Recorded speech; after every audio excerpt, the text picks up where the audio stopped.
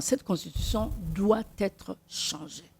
Oui, madame, je suis contre le changement de la constitution parce que cela n'est pas prévu dans la constitution. Mais tout est à refaire. Nous disons non à cela. Cette loi-là, elle doit être changée. Il y a trop d'imperfections là-dedans. Ce texte-là doit être changé. Est-ce qu'on va seulement changer pour changer? Merci.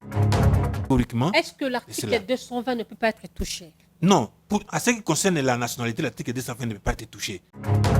Les gens ont tendance à lier le changement de la Constitution au mandat du président de la République. Je viens de le dire,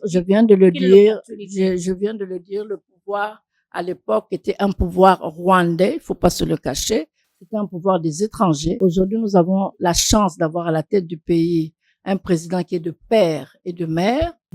Il est temps de pouvoir rectifier ce qu'il faut rectifier dans cette constitution. Pas de haine, c'est vérifier le monsieur n'est pas congolais. Que madame se contredit quand elle parle de nationalité et quand elle parle de l'accès au pouvoir.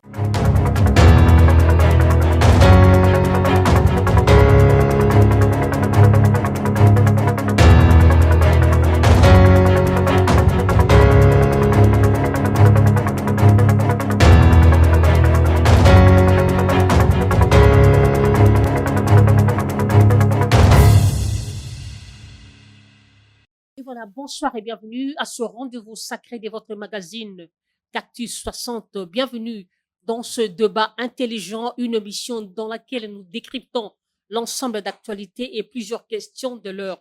Aujourd'hui, nous avons deux invités sur ce plateau qui vont tenir un échange citoyen sur le débat du jour, le débat qui fait l'actualité sur le changement de la Constitution.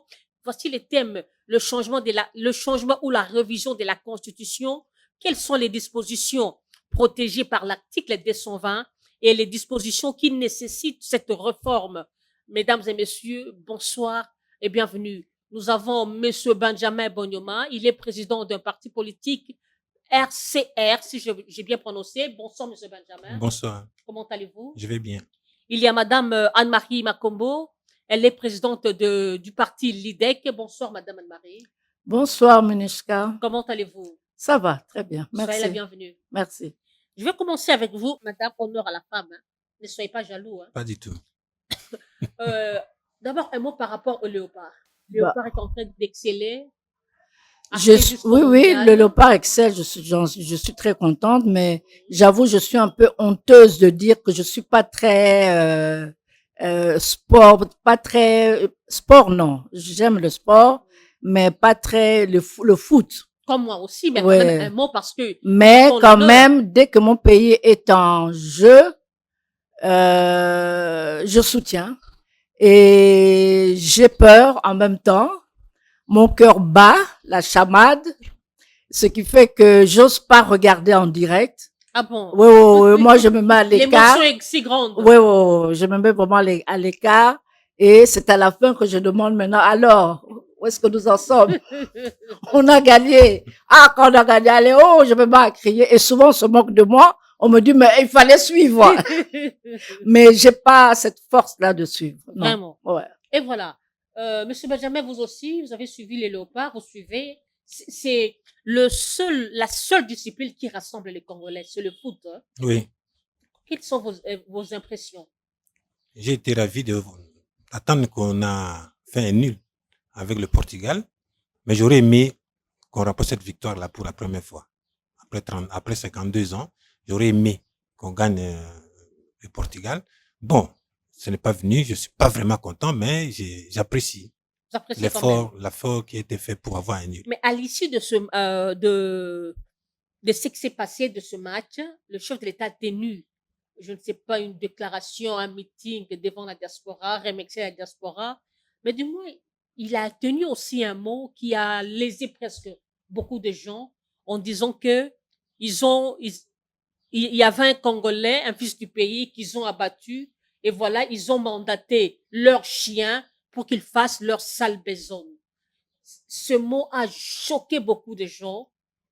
Comment vous en pensez? Comment vous critiquez ça? Comment vous analysez? Bon, moi, je trouve que entre guillemets, les conflits qu'il y a entre M. Chilombo Tshisekedi, Félix Antoine et Joseph Kabila Kabange, je crois que c'est un conflit qui concerne les deux, les deux personnes qui ont passé des accords que nous ignorons tous et que ça les concerne, qui peuvent s'injurier. Pour moi, ils peuvent s'injurier, c'est de leur nature, ils sont tous les deux, ils ont passé des accords, ils se connaissent, bon, ils font ce qu'ils peuvent faire. En ce qui concerne les propos dits par Monsieur le Président de la République, je pense qu'à ce niveau, le rôle qu'il joue, il n'aurait pas dû. Il n'aurait pas dû parce que là, ça serait comme si c'est nous tous qui injurions un ancien président de la République. Bien qu'il soit condamné, il reste quand même l'ancien président de la République. Madame Anne-Marie, comment vous avez trouvé ce mot sortir qui semble être ordurier, des propos orduriers de la part du chef de l'État tenant à l'égard de son prédécesseur en les traitant de chiens? Bien que certaines personnes veulent dire que non, c'est une figure de style, est-ce qu'il aurait seulement à employer ce mot-là de chien? La manière dont moi je vois le chef de l'État, c'est un homme souvent assez calme. On lui reproche ça d'ailleurs par la population. Parfois, on voudrait qu'il soit un petit peu plus musclé dans ses propos. Il a tendance à être un homme très conciliant. Alors, je me dis, sûrement, il a dû se passer quelque chose pour qu'il puisse tenir de tels propos. Donc, voilà. Ce n'est pas la première fois. À l'étranger, il a toujours eu à déplacer des propos. Une fois, il a traité des opposants, opposants Yanzala, opposition Yapete, Banyangala Kata, Bakombantaba. Aujourd'hui, le chien, à l'époque encore, je me souviens qu'il avait traité le maréchal Mobutu d'un fou, dont sa place était dans un asile. Avant, là, il était encore opposant.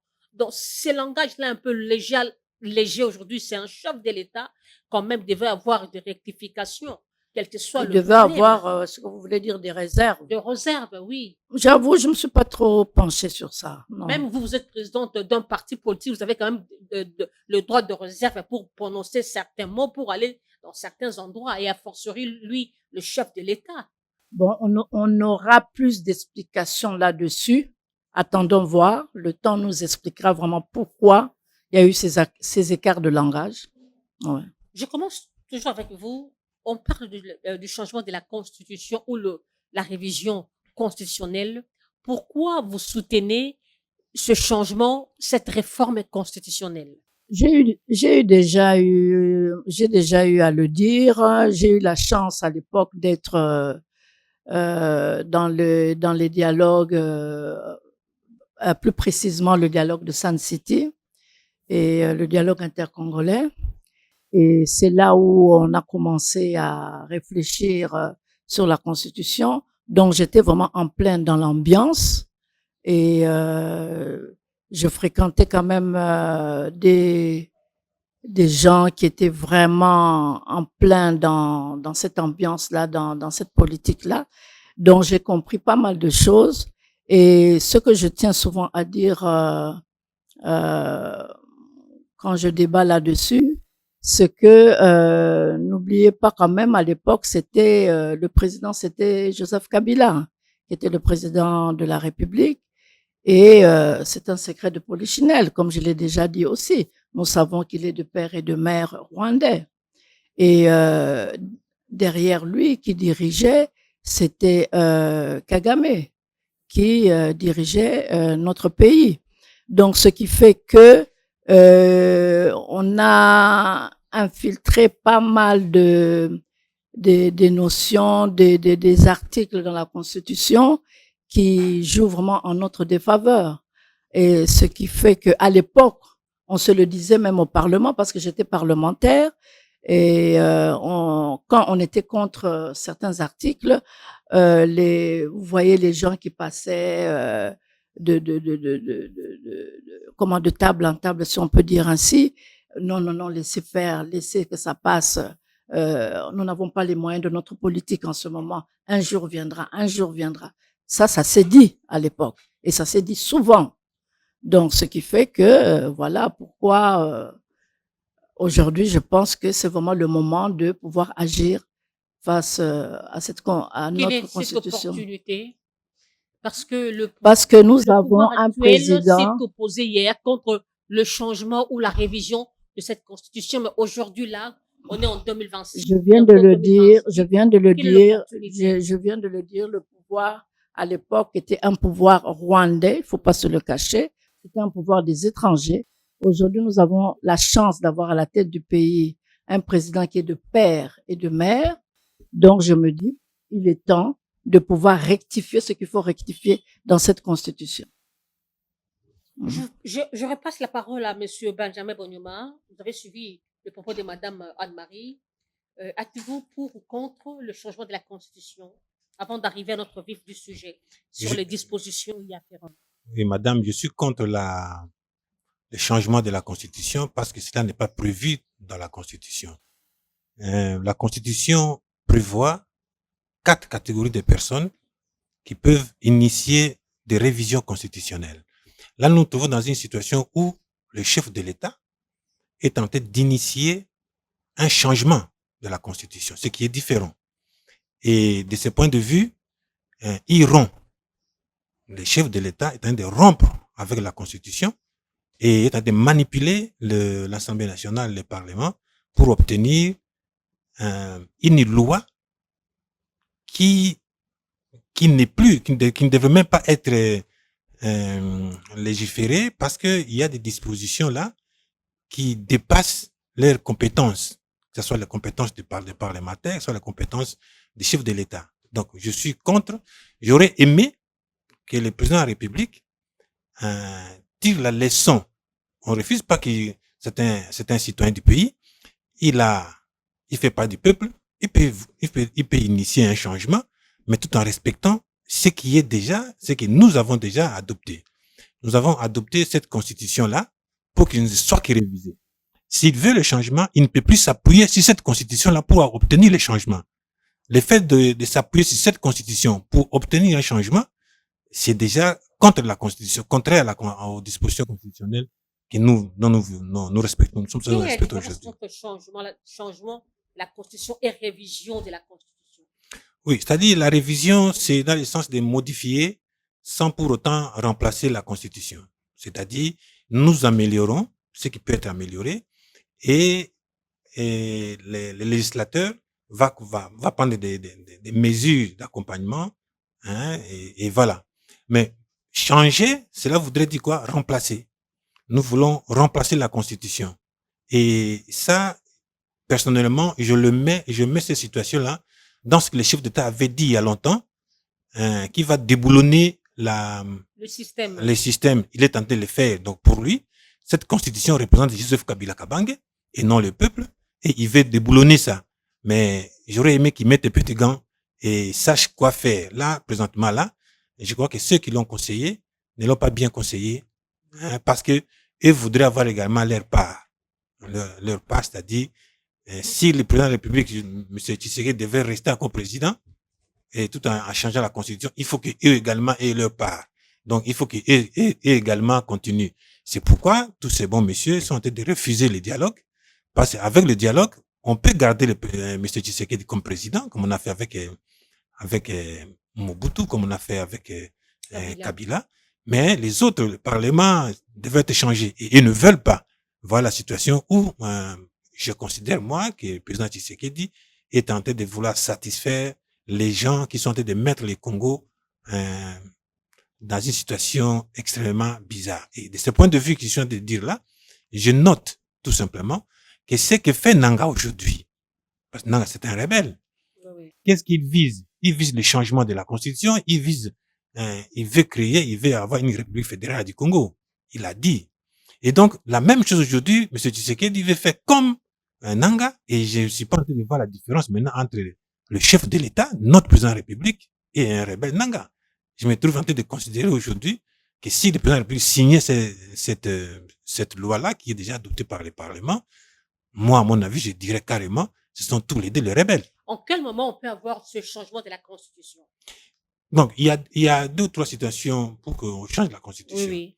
Tel que Nanga est en devenir, là, il arrive à Kinshasa, il chasse tout le monde. Lorsqu'il y a un coup d'État. Lorsqu'il y a un coup d'État. Voilà. Et, ou bien alors, le président tel qu'il est là, il demande de poser la question au peuple si oui ou non ils veulent pour telle ou telle raison changer la constitution. Et le peuple va dire oui ou non. C'est après que le peuple ait dit oui ou il dit non que on prendrait d'autres mesures maintenant pour assurer la continuité de l'État pendant cet espace-là où le peuple a refusé la constitution, la transition. Voilà, c'est comme ça qu'on pourrait aller sans. Mais maintenant, se référer à la constitution dont on ne veut pas, en disant vie, et puis plus tard là, vous dites, en fait, on est de faire quoi? Je reviendrai avec vous, Madame Anne-Marie Makombo. Nous voulons un peu savoir quelles sont les dispositions qui sont protégées par l'article 220. Bon, moi, je reviens un peu sur ce que mon combatteur a dit. La Constitution, pratiquement tout est nous donne le droit, l'article 5 de la Constitution nous donne le droit de organiser un référendum. Référendum veut dire quoi? Cela veut dire prendre l'avis du peuple congolais. Le peuple congolais est souverain. Le peuple congolais donne son avis sur tel sujet. Aujourd'hui, le Parlement a voté justement la loi sur le référendum. Et le changement ou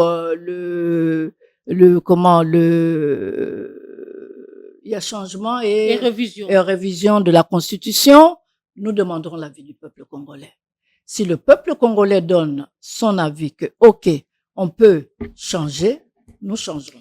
Si le peuple congolais refuse, le peuple congolais va donner son avis, donc on va aller au vote. Le peuple congolais refuse, nous reculons. Mais de là à comparer le président de la République que nous avons aujourd'hui, Félix Antoine Tshilombo, à Nanga, je trouve que c'est un peu trop léger. C'est vraiment trop léger. Parce qu'aujourd'hui, la crainte est de voir demain qu'on puisse toucher les articles verrouillés. Aujourd'hui, c'est ça la grande crainte. Mais dans les articles, aujourd'hui, nous avons par exemple la territoriale.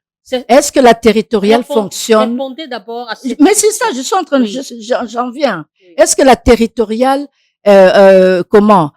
satisfait le Congolais? Nous votons par exemple dans l'article 20, on dit effectivement qu'il ne faut pas toucher aux prérogatives de la territoriale, tout ça. Mais tout est à refaire. Est-ce que nous sommes satisfaits de la manière dont fonctionnent nos provinces? Nous sommes satisfaits de la manière dont on vote, on élit les gouverneurs, les sénateurs. C'est du marchandage. C'est au plus fort, celui qui vote, qui donne le plus d'argent, et c'est celui-là qui est élu. Et est-ce que nous sommes satisfaits comment ces provinces sont en train de fonctionner? Mais tout ça, c'est verrouillé dans l'article 220. Il faut bien faire quelque chose. Ou bien on laisse les choses en l'état. On continue toujours ce désordre-là qu'il y a en ce moment. Donc, pour moi, il est grand temps maintenant de s'arrêter un moment, de voir ce qui ne va pas dans notre pays, faire une loi la loi elle est déjà là, de référendum, et demander l'avis du peuple. Êtes-vous d'accord sur ça, que nous continuions ainsi? Ok, si le peuple est d'accord, nous allons continuer. Si le peuple n'est pas d'accord, nous changeons. Mais ce référendum-là, nous connaissons les choses de la manière dont se passe dans notre pays. Le référendum se fera par la voix. C'est en quelque sorte une élection similaire. C'est une élection similaire parce que nous avons des machines à voter, mais on a vu ce qui s'est passé en 2023. Des machines à voter se sont retrouvées dans des maisons de tierces personnes, dans des maisons des caciques de l'Union sacrée. C'est ça aussi la grande peur. Là, je vous donne, voilà, là, je vous donne parfaitement raison. Et puis on va dire que le référendum a été voté oui pour qu'on change la constitution. Ok, là, je vous donne entièrement raison. Et là, je me dis que ceux qui sont justement contre tout cela, et même ceux qui sont pour, doivent maintenant travailler pour que nous puissions avoir des élections les plus crédibles possibles.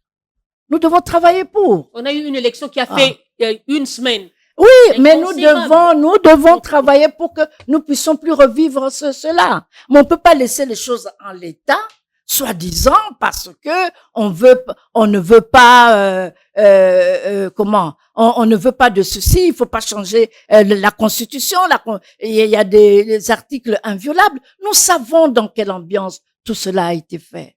Hein? Il y a quelques années, nous savons. Et n'oubliez pas, surtout n'oubliez pas que c'était un Rwandais qui dirigeait ce pays. Et aujourd'hui, qui nous fait la guerre? Qui cherche à morceler notre pays? Et aujourd'hui, il y en a même qui ont commencé même à dire soudaniser. Traité de Rwandais, tantôt Tanzanien, tantôt de Rwandais, on sent peut-être la haine à l'endroit de vous qui soutenez le pouvoir en place. Il n'y a pas de haine, c'est vérifié, le monsieur n'est pas congolais. Avant de donner la parole à monsieur Nyoma, je demande le duplex de monsieur, du professeur Lettridoc, Daniel Ndombompia, depuis la Grande-Bretagne. Il a aussi émis son point de vue par rapport au changement ou de la révision constitutionnelle. Allô? Oui, ministre professeur Ndombompia, vous êtes Tridoc, je veux dire, vous êtes aussi un politique. Par rapport à ce qui se passe aujourd'hui dans le pays sur le changement de la Constitution, cette situation essaye de déchirer les classes politiques. Nous voulons aussi avoir votre point de vue, vous qui parlez plus sur la dictature éclairée. Pensez-vous qu'on peut reviser ou changer la Constitution actuellement? Madame, je voudrais simplement dire que la situation actuelle de notre pays a beaucoup de dilemmes. Mon grand problème est celui-ci. Changer la constitution d'un pays, il faut qu'il ait le référendum de tout le peuple congolais qui doivent être unis ensemble et savoir comment le faire. La deuxième chose est celle-ci. Si on changeait notre constitution aujourd'hui, ça va changer la mentalité du peuple congolais. Parce que la première chose est que la mentalité du peuple congolais soit changée. Je ne suis pas contre pour changer la constitution. Mais mon grand problème est celui-ci. Si, et je parle du conditionnel, si on changeait notre constitution, il faut que ça soit pour l'intérêt du peuple congolais, pas pour l'intérêt d'une personne ou d'un parti politique. Mais professeur, vous avez soulevé la question du référendum. Est-ce que pensez-vous en ce moment on peut passer au référendum pendant que certains coins du pays sont occupés? Madame, cette question, je peux aussi te la poser parce que nous sommes allés dans des élections présidentielles. Mais ces coins que tu parles n'ont pas été représentés dans des élections présidentielles. Jusqu'aujourd'hui, les gens de Ituri n'ont pas pris part aux élections présidentielles. Et maintenant, nous sommes à Goma, Bukavu. J'ai peur. J'ai vraiment peur.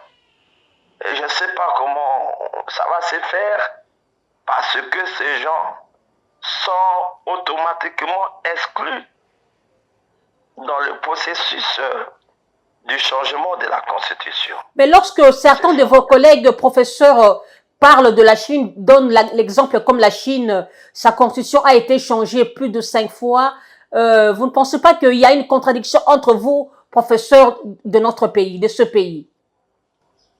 Bon, écoute-moi, je ne me compare pas aux autres. Moi, je parle de moi. Je suis analyste politique. Je suis bientôt docteur en sciences politiques. Oui, avec mes qualifications, j'ai dit que il ne faut jamais mélanger deux choses. Il faut jamais prendre un exemple d'un autre pays pour l'amener dans notre pays. C'est le problème que nous avons en RDC. La constitution que nous avions eue C'est une constitution de Charles de Gaulle, dans le temps de Charles de Gaulle à Paris, en France. Et nous l'avons pris copie-collé. Alors, j'ai peur que les gens prennent du copie-collé pour amener dans notre pays. De réalité, de certaines choses qui se passent dans notre pays, on ne peut pas les amener chez nous. Parce que notre cas est tellement différent aux autres cas. Voilà, madame. Professeur Ndombompia, depuis Londres, nous vous disons merci. Merci beaucoup, madame. Gloire, merci pour l'élément. Président Benjamin Bonyoma, par rapport à cette question, veuillez un peu nous éclaircir sur les articles verrouillés. Vous voyez, parce que c'est ça la grande crainte de l'opposition, la crainte de certaines populations, de certaines personnes sur les articles verrouillés. Oui, l'article 220 a deux parties. Oui, oui. La première partie, on nous cite 6 interdits où on ne donne pas la possibilité aux législateurs de changer, de réviser ces dispositions-là, au nombre de 6. Mais la deuxième partie, il est dit, toute révision, sont interdites, toute révision qui tendrait à diminuer les pouvoirs attribués aujourd'hui aux ETD. Je parle de cela parce que Mme Makombo a fait une allusion à la territoriale. Makombo, Oui. À la territoriale. Non. Pour la territoriale, ce n'est pas interdit. Ce n'est pas interdit. On peut réviser tout ce qui est à la territoriale. On peut aujourd'hui faire en sorte que les gouverneurs soient élus au suffrage direct, parce que ce qui est interdit, c'est de modifier les systèmes de désignation. Aujourd'hui, le suffrage, comment on appelle ça? Le suffrage universel. Il ne faut pas. Nous devons toujours continuer avec ce système de suffrage universel. Par contre, aller vers les nominations, c'est là où les bas blessent. Pourquoi on voudrait, alors que nous avions vécu pendant 32 ans avec Mobutu, qu'on a refusé, hein? M. Tshisekedi, d'ici serait vivant aujourd'hui, n'allait pas comprendre pourquoi on reviendrait encore à la conférence souveraine. On a dit, il faut qu'on dispatche les pouvoirs trop élevés que détient le président de l'État et qu'on distribue ça à des entités un peu comme les provinces. Alors aujourd'hui, on donne au peuple l'opportunité d'élire leurs dirigeants. Eh bien, ils veulent nous ravir ça pour remettre ça encore au président de la République. Donc, je n'arrive pas à comprendre comment. C'est pas ce que j'ai dit, moi. Non, c'est pas ce que vous avez dit. C'est Ouais. pas ce que vous avez dit. Mais comment on veut nous réduire encore à cela. Donc, aujourd'hui, la territoriale, le législateur peut renforcer la territoriale tout en ne cherchant pas obligatoirement la révision de cela. En tout cas, l'article 220 n'interdit pas de renforcer les pouvoirs de la territoriale. Il faut se rendre compte aujourd'hui que c'est le gouvernement central qui est en train de refuser de donner aux provinces et aux ETD leurs prérogatives reconnues par la Constitution.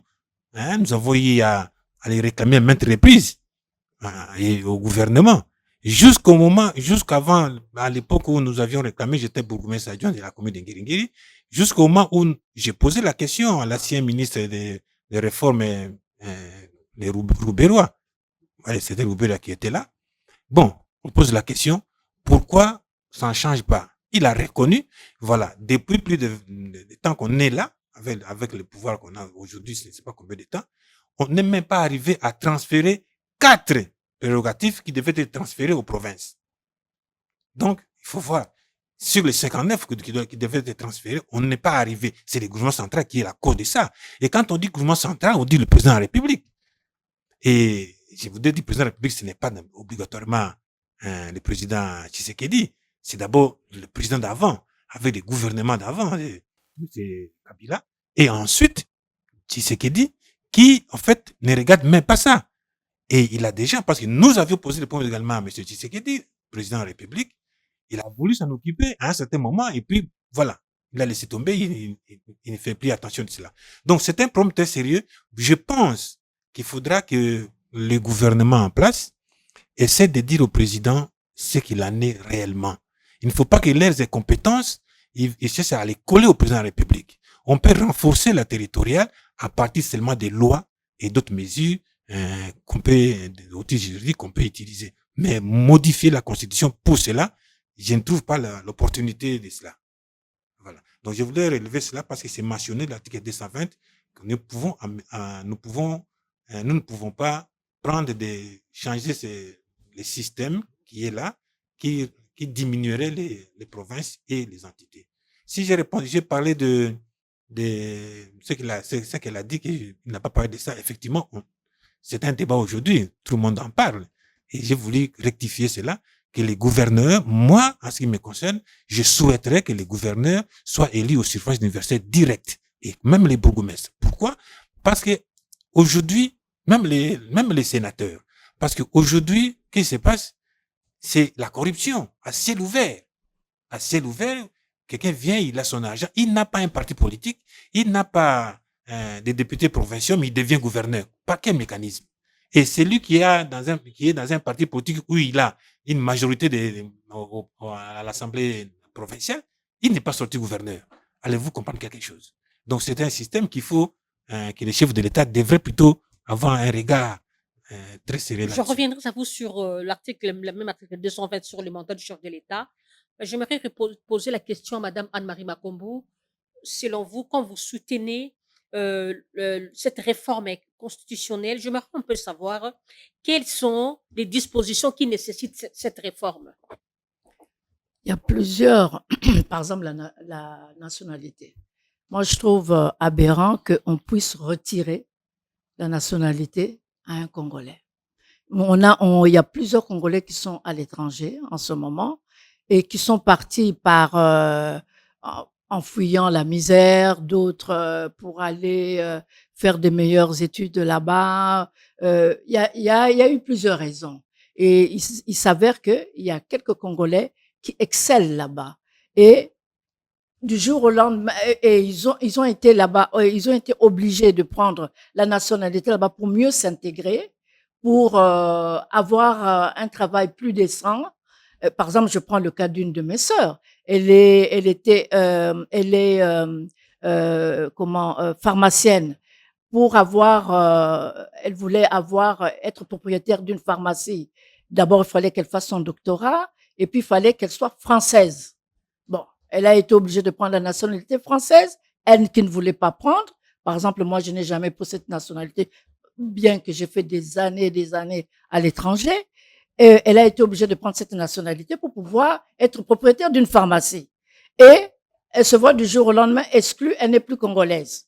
Et des cas comme ça, il y en a vraiment à profusion, à l'étranger. Et ils sont plus congolais. Ce n'est pas normal. On devrait dire que la nationalité congolaise, elle ne peut pas être déboulonnée. Une fois que vous êtes congolais, vous le restez jusqu'à votre mort. Donc, il y a ça. Mais aussi, pour des postes régaliens, on ne peut pas prendre n'importe qui aux affaires. Il faut être congolais maintenant de père et de mère. On peut pas être là. Moi, je suis, par exemple, congolaise par ma mère et rwandaise par mon père, et je brigue le poste de président de la République du Congo. Vous voyez bien que ça ne marche pas. Et moi, j'ai un cas, j'ai eu à en parler à l'époque, j'en parle souvent. J'ai un fils que j'ai mis au monde, mais qui est camerounais de père, et on se retrouve à la maison en train de soutenir un match. Il y avait le match entre le Congo et le Cameroun. Mon fils, qui a été élevé par un père congolais, qui a étudié au Congo, et soutient le Cameroun. Et un homme comme ça, plus tard, a des ambitions politiques, brigue la magistrature suprême, il veut devenir président de la République. Et vous allez le voter. Le jour qu'il y aura un problème entre le Congo et le Cameroun, vous croyez que il va résoudre le problème comment? Donc, il y a des choses à revoir. Madame Anne-Marie, par rapport à cette question-là, Oui. c'est vraiment très sérieux dans le sens que on a toujours cru, lorsqu'on est de nationalité de ce pays, qu'on va mieux faire. J'ai toujours posé cette question. Est-ce Je n- qu'on dirige un pays, c'est par le cœur ou par le sang? Parce on peut avoir un sang congolais, mais la gestion est catastrophique. Bien sûr, ça c'est certain. Je n'ai pas dit que parce que c'est un Congolais, ça sera à 100% juste. Mais il faut prendre des lois, il faut prendre des mesures d'avance, d'emblée, exclure tout ce qui est étranger. Dès qu'il y a du sang étranger en vous, d'emblée, vous pouvez pas postuler à tel poste. C'est une On ne dit c'est pas quand même des lois que discriminatoires. on ne dit pas automatiquement, mais je me demande comment on peut pas comprendre ça. Je viens de donner des exemples vraiment éloquents. Je me demande comment on peut pas comprendre ça. Hein? Aujourd'hui, un de nos présidents a le sang rwandais. Nous sommes en guerre avec le Rwanda. J'ai donné le cas de un enfant congolais rwandais et congolais camerounais. D'emblée, dans chaque pays, par exemple, vous irez aux États-Unis. Aux États-Unis, un enfant, que vous soyez américain de père et de mère, mais vous êtes né hors sol, vous ne pouvez pas briguer vous pouvez pas briguer à la magistrature suprême. Ils savent pourquoi ils avaient pris ces lois-là. On prend des lois pour protéger son pays. On ne dit pas nécessairement parce que tel est de père et de mère et brigue que à 100% les choses seront bonnes. Non, c'est pour ça d'ailleurs il y a des élections que ça, quand ça ne va pas, on vous met de côté, on prend un autre. C'est ça. Mais il faut qu'il y ait des règles. Il faut qu'il y ait des règles. On ne peut pas continuer comme ça. Donc, c'est ça que dans la Constitution, il y a, et surtout le problème des élections, le quota des femmes, je parle souvent, les femmes aussi, on devrait intégrer le système de quotas pour pousser la femme. Effectivement, on a fait un grand effort au Congo. Il y a beaucoup de femmes maintenant aux affaires. Je m'en félicite. D'ailleurs, c'est un des travaux que nous avons fait dans notre pays, mais ce n'est pas encore assez. Pour les élections, c'est coûteux. On a beau dire que non, quand vous allez, le fait seulement de sortir, mettre le carburant dans votre voiture, aller haranguer la foule, vous savez comment les choses se passent. Donc, souvent, les femmes sont marginalisées, ont des difficultés. Donc, il faudrait qu'il y ait un quota, qu'on fasse rentrer le système de quotas dans la Constitution pour favoriser le maximum des femmes en politique, aux affaires. Donc, voilà un peu. Le 30% ne suffise pas. Non, il faut 50%. La loi le dit. La loi le dit. 50-50. L'article 14, c'est la parité. La parité veut dire 50-50. Ce n'est pas 30. Ah. Monsieur Benjamin Bonhomme, vous avez répondu par rapport au propos de Madame Anne-Marie. Je note tout simplement que Madame se contredit quand elle parle de nationalité et quand elle parle de l'accès au pouvoir pour les Congolais d'origine de père ou de mère, et c'est acquis par nationalité, acquise par acquisition.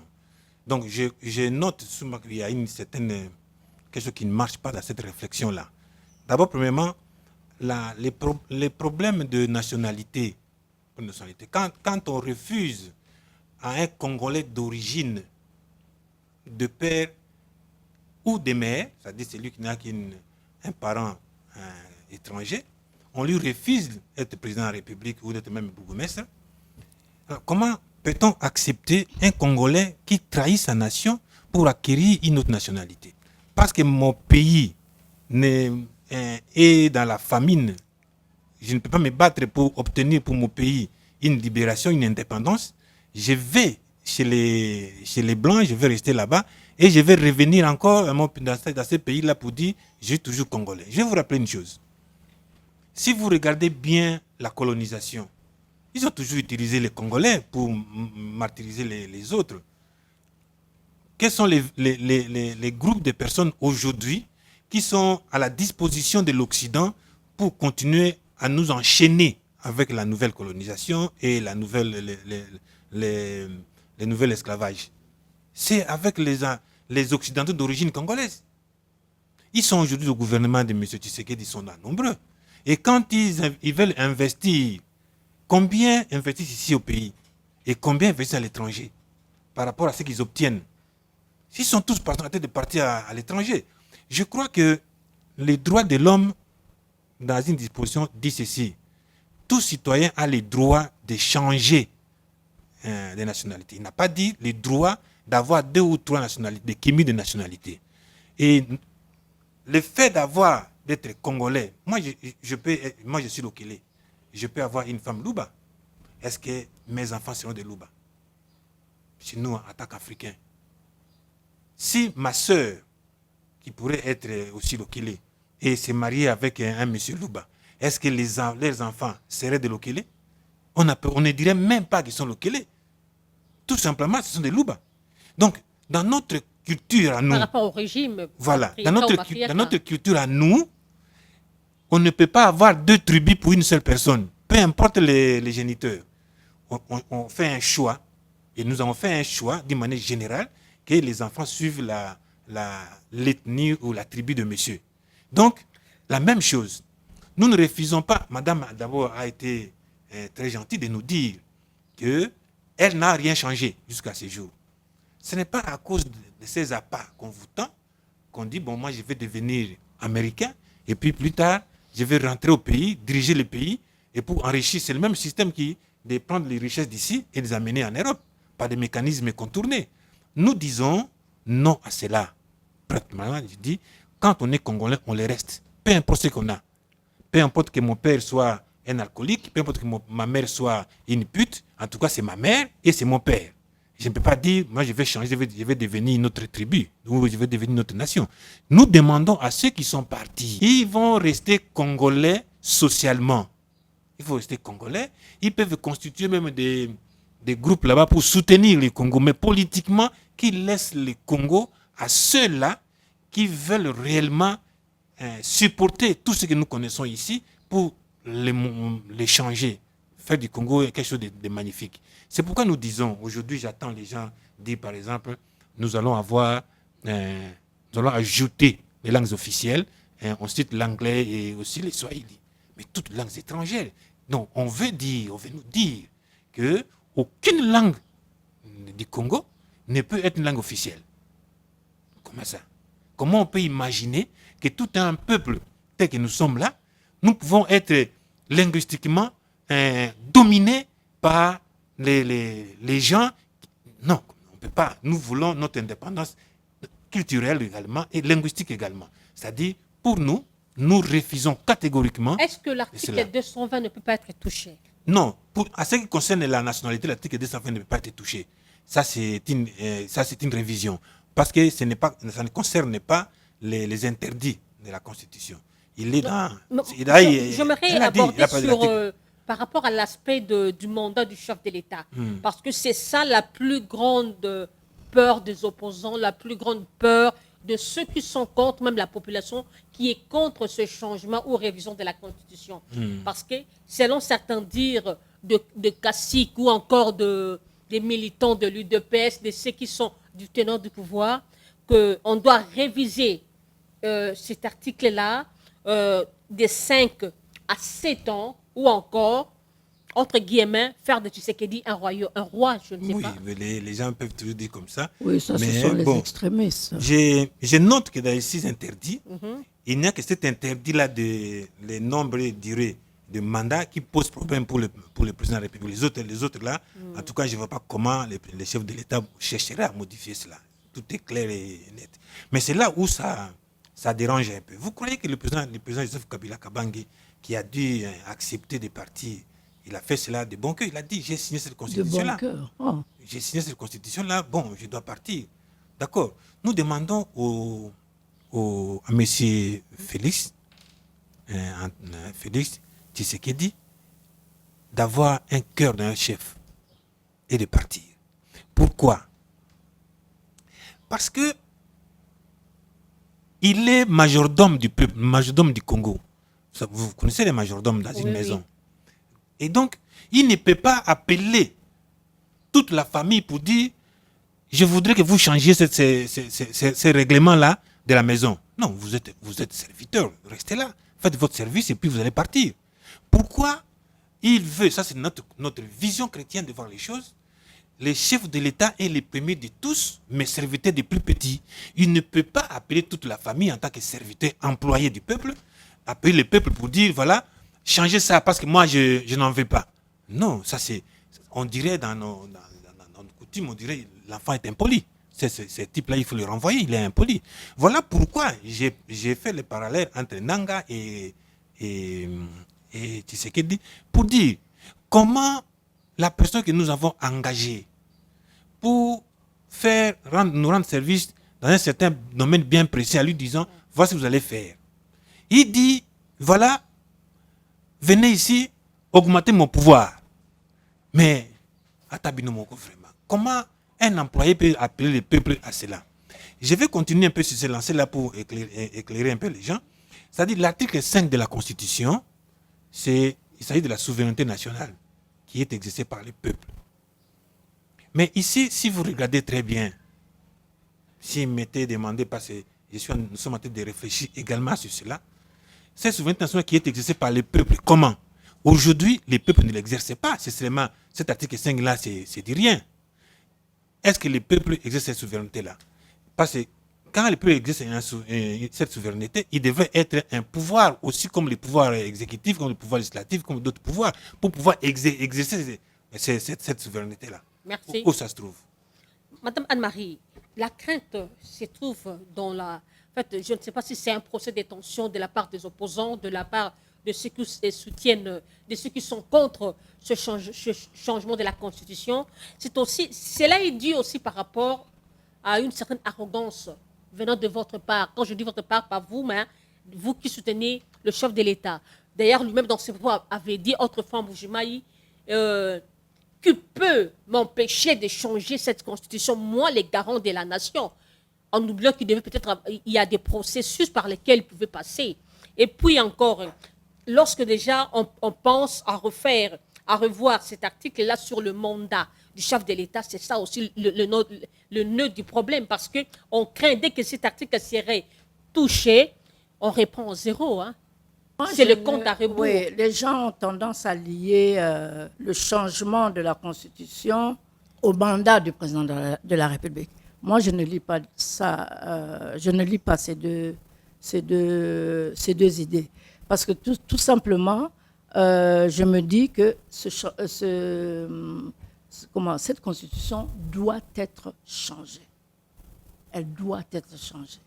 Elle contient trop de pièges, des dispositions qui ne favorisent pas l'évolution de notre pays très bien. Par exemple, même quand nous prenons l'article 9, l'article 9, quand vous la lisez très bien, elle fait allusion à la loi Bakajika, qui est une très bonne loi.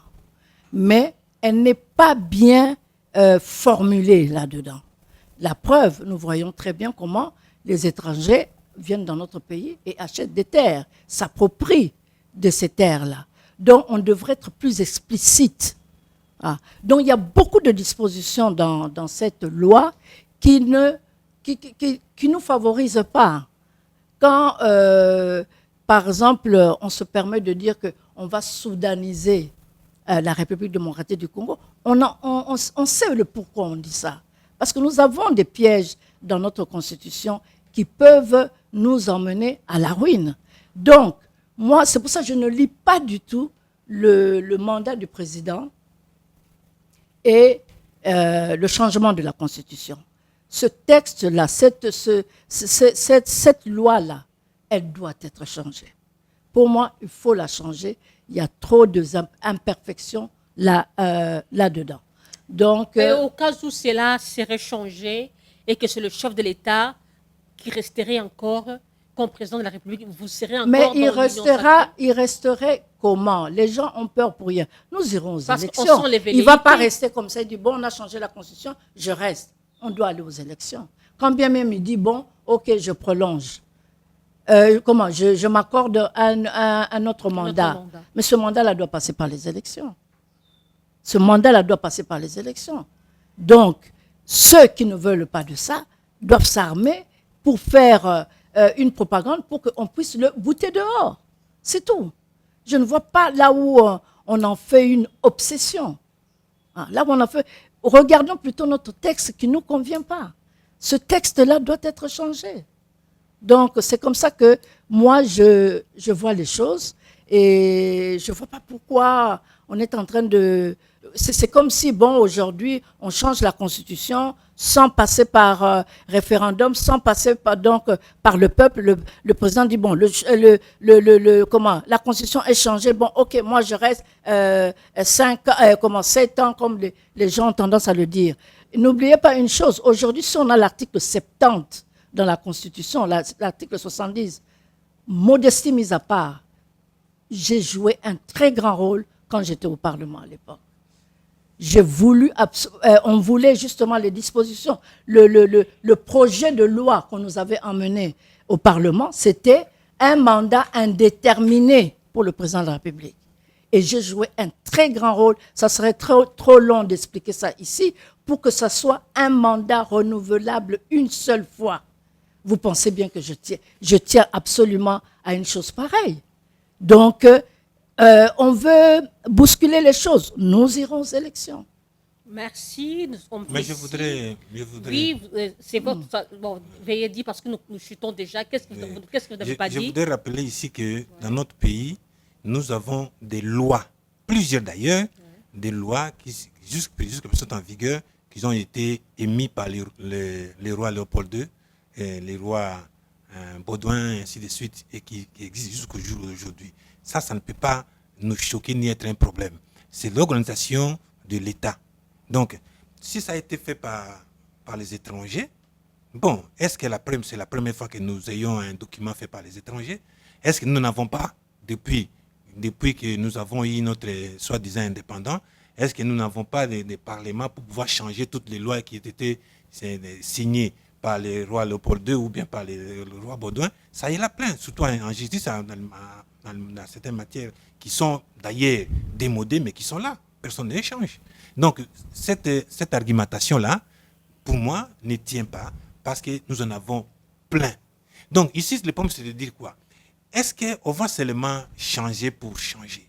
Merci. Madame Anne-Marie, vous aussi, qu'est-ce que vous n'avez pas dit pour clôturer l'émission? Je dirais ceci, qu'il ne faut pas accepter, laisser les choses en l'état. Les choses ont toujours été comme ça, donc les choses restent comme ça. Non, il ne faut pas.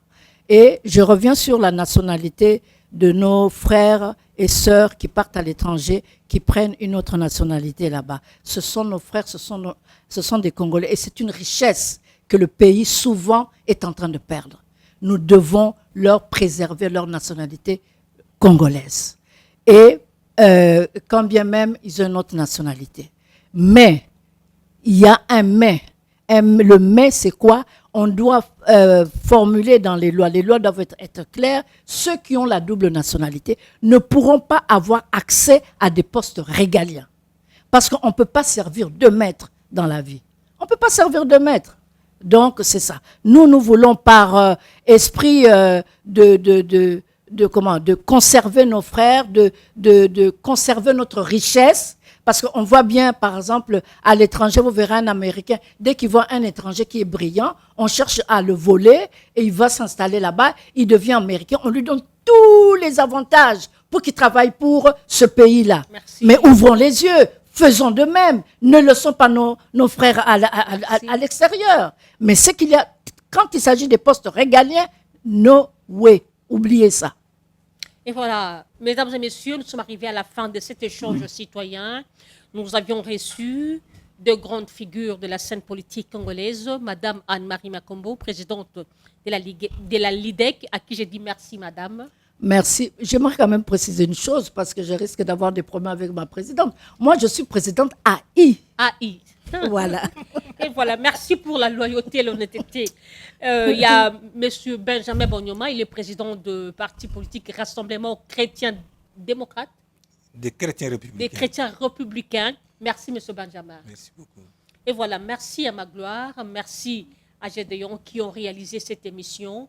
Que Dieu bénisse la République démocratique du Congo. Excusez-moi, il y a quelqu'un qui me suit souvent depuis la Tchouapa. Depuis la Tchouapa, monsieur, j'ai oublié son nom, c'est depuis la Tchouapa, il m'a écrit dernièrement. Je salue tous ceux qui habitent la Tchouapa, tous ceux qui nous suivent depuis Bassangoussou, depuis Gbadolit et chez moi. Que Dieu vous bénisse, que Dieu protège nos phares d'essai et que Dieu garde son peuple. Au revoir, Inch'Allah.